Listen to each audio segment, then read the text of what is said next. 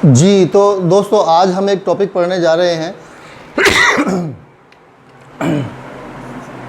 ना केरे बा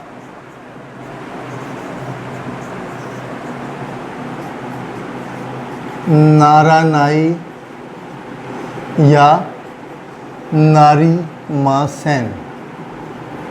ठीक है, नारा नाई नारी मा सेन कहाँ से निकला है जी? वर्ब नारू से।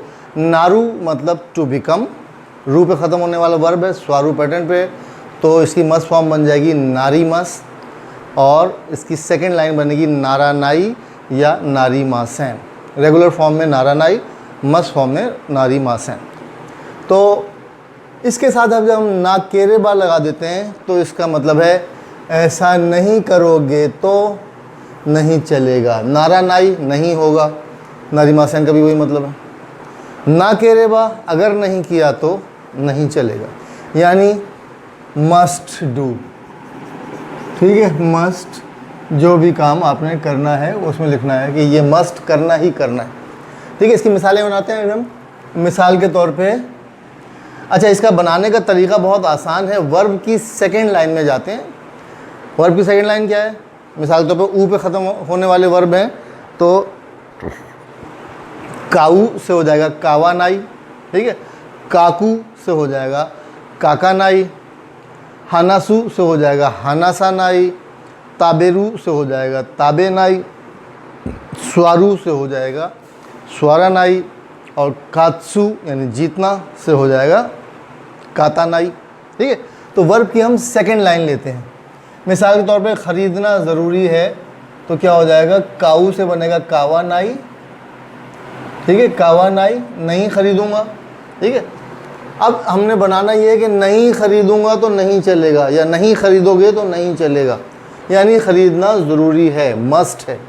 तो इसका फार्मूला क्या है? नाई का ई हटा के केरेबा लगा दिया, केरेबा। कावा ना केरेबा नारा नाई या नारी मा सेन। कावा ना केरेबा नारा नाई या नारी मा सेन। नहीं ख़रीदोगे तो नहीं चलेगा, यानी ख़रीदना ज़रूरी है। ठीक है, पीना ज़रूरी है, नोमा नाई, नहीं पीऊँगा। नाई ई हटा के, नोमा नाई का ई हटा के केरेबा लगा दिया, नोमा ना केरेबा नारा नाई या नारी मा सेन, जो भी आप लगा दें। इसका मतलब है पीना ज़रूरी है। नोमा ना केरेबा, अगर नहीं पियोगे तो नारा नाई, नहीं चलेगा। ठीक है, यानी पीना ज़रूरी है। अच्छा, इससे हमने पिछली एक फॉर्म पढ़ी थी, पीना बिल्कुल इजाज़त नहीं है, पीने की इजाज़त नहीं है।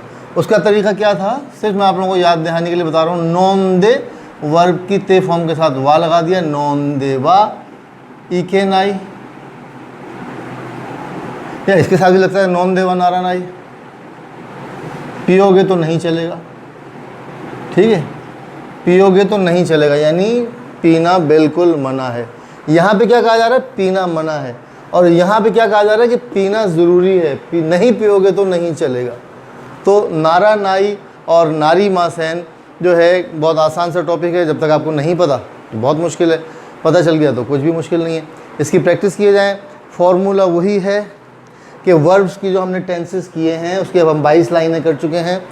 इसमें से लाइन नंबर 2 को आपने लेना है। लाइन नंबर 2 में से आपने ई ड्रॉप करके और केरेबा लगा देना है। केरेबा नारा नाई या नारी मा सेन। यानी लाइन नंबर 2 क्या है? फ़र्ज़ किया ऊ पे ख़त्म होने वाला काऊ है, तो काऊ से क्या हो गया? कावा नाई, नाई में से ई निकाला और केरेबा नारा नाई लगा दिया, यानी नहीं ख़रीदोगे तो नहीं चलेगा। ठीक है, तो ये एक बहुत आसान सा टॉपिक है। देखें, जो चीज़ अक्सर स्टूडेंट मुझसे पूछते हैं, सर जापानी आसान है या मुश्किल है? तो उसका जवाब यही है कि जिसको आती है उसके लिए बहुत आसान है, जिसको नहीं आती उसके लिए बहुत मुश्किल है। देखिए, 4 और 4 कितने होते हैं, है ना? कितने आसानी से आपने बता दिया, 4 और 4 8 होते हैं। लेकिन किसी बच्चे से पूछिए, कहे 4 और 4, 4 1 2 3 4, फिर उसमें जमा किया 1 2 3 4, कितने हो गए, फिर वो गिनेगा, फिर वो बताएगा, फिर भी उसको कॉन्फिडेंस नहीं होगा। क्या वजह है? उसको पता नहीं है। और जब पता चल गया 2-3 दफ़ा उसने कर लिया, जिस बच्चे को आता है वो कहेगा ये कोई सवाल है, 4 और 4 8 होते हैं। ठीक है, तो कोई भी चीज़ ना आसान है ना कोई चीज़ मुश्किल है। अगर आपने एक दफ़ा ठान लिया कि आपने करना है, बहुत आसान है। और अगर आपने घूमे रहे कि करूं ना करूं, करूं ना करूं, तो बहुत मुश्किल है। तो पहले आप अपने आप से पूछे कि आपने करना क्या है। अगर आपने ये फ़ैसला कर लिया कि आपने जापानी सीखनी है, तो यकीन जाने कुछ भी मुश्किल नहीं है। जापानी ज़ुबान बहुत दिलचस्प है और बहुत इंटरेस्टिंग है। आप लोग जिस तरह मुझसे कमेंट्स कर रहे हैं, जिस तरह मुझसे कांटेक्ट कर रहे हैं, उससे लग रहा है कि आप लोग बहुत मेहनत से पढ़ रहे हैं। बहुत अच्छी बात है।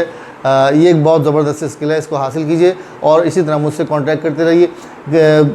बेहतर ये है कि उसको वीडियो का जो है रिस्पांस दिया करें, तो मुझे आइडिया हो जाए कि हाँ जी मेरी वीडियो किस पेज पे चल रही है, लोग देख रहे हैं नहीं देख रहे हैं, इंटरेस्ट है लोगों का नहीं है, क्या है।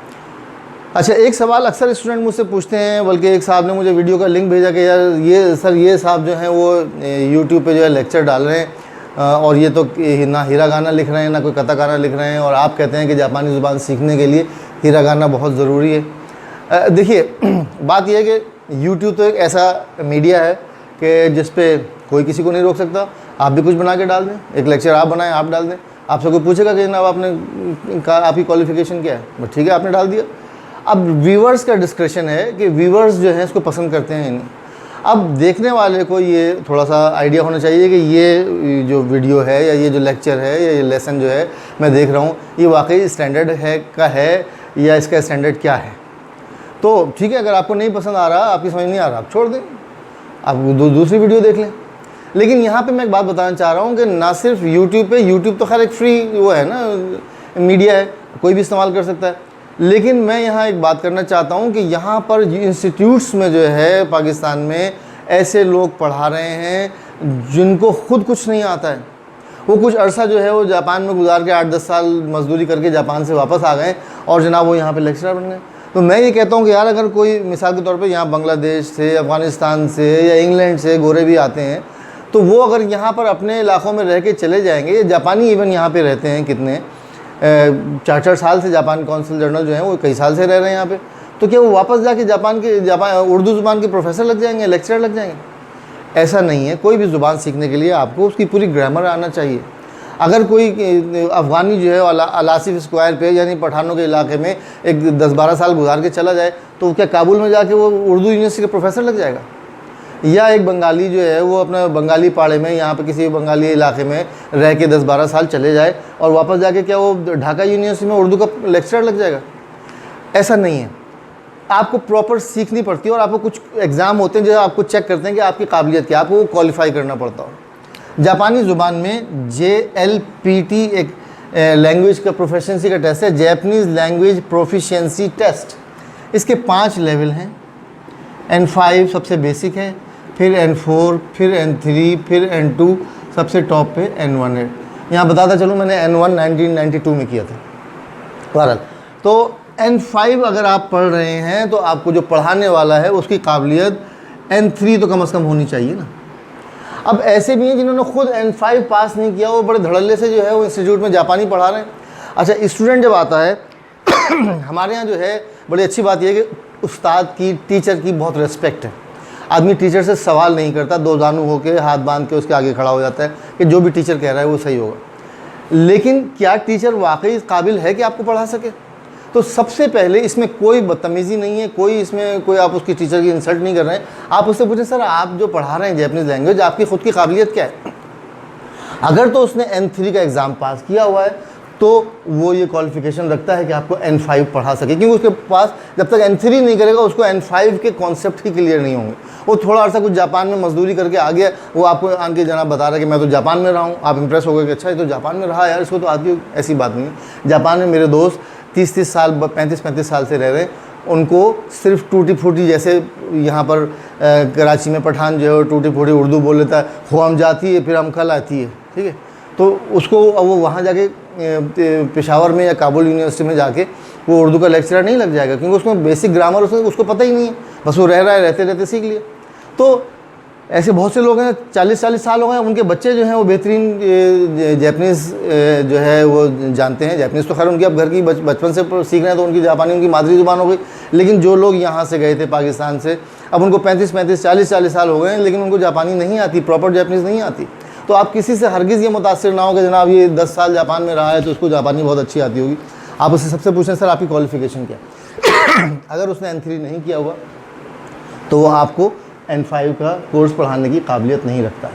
वो आपके लिए एक कैरियर का रिस्क है। आप अपने कैरियर, वो आपका कैरियर तबाह कर सकता है, या कैरियर तबाह नहीं कर सकता तो कम से कम आपका वक्त और पैसे ज़रूर बर्बाद कर सकता है। तो ऐसे लोगों से होशियार रहें। टीचर से सबसे पहले पूछा कीजिए कि सर आपकी काबिलियत क्या है।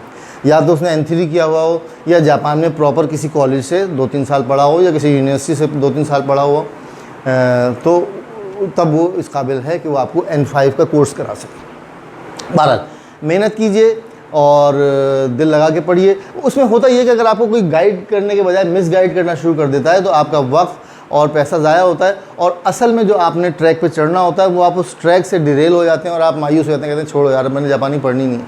अब फिर आपको कोई अच्छी वीडियो भी मिले, आपको कोई अच्छा टीचर भी मिले, आप कहते हैं छोड़ो यार मैंने करना ही नहीं। वो आपका दिल ही उससे हट जाता है, आप उकता जाते हैं उससे।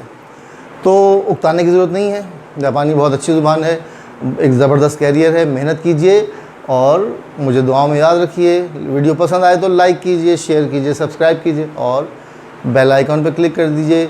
शुक्रिया, धन्यवाद, थैंक यू।